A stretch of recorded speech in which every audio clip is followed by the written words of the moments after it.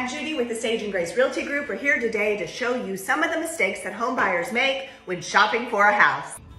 Before we get too far along with our tour on the inside, let's stop here in front of the home and think about things that you cannot change, like the location of the property. Is it close to your work? Is your commute time okay? What about the neighborhood? What about the businesses nearby? Other things going on you will not have any control over and you cannot change? Make sure you keep those in mind before you fall in love with the inside. Is it a really busy street? Can we hear the highway in the background?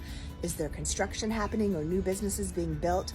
I'm thinking about those things that a home buyer might not think about and might overlook.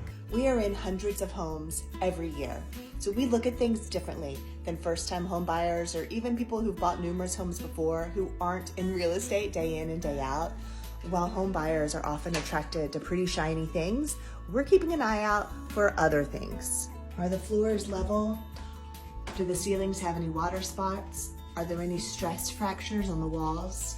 Every foundation has a little bit of movement that it can withstand, but if we see excessive cracking, that may be a house we walk in and walk right back out of. So important to know the age of a home when a home was built. For instance, homes built before 1978 may have lead-based paint, which is something we'll talk about. Homes built in 1920 have different bedrooms than homes built in 2020. Important to know when a home was built because there's so many things that are going to come up, from heating to cooling to electrical and the plumbing systems. Many homes are built with these pier and beam systems. That means if someone needs to go in and update some plumbing or electrical or the heating and cooling, it can be really easy to access these systems. Now, some homes are built on a slab foundation. That means a lot of the plumbing and electrical is buried in the slab, and those repairs can be more costly. Another big consideration for home buyers are the big ticket items like the heating and cooling unit.